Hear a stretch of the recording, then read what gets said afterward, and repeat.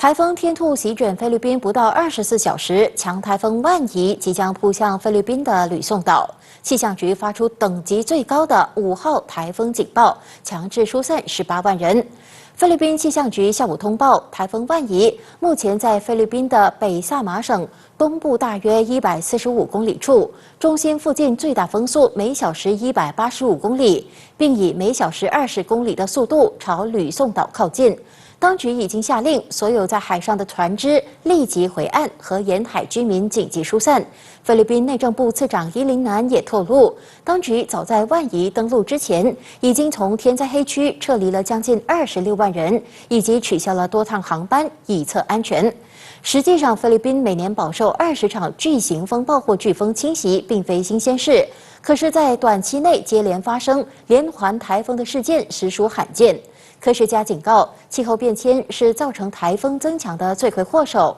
所带来的强风暴雨必然会加剧人员伤亡。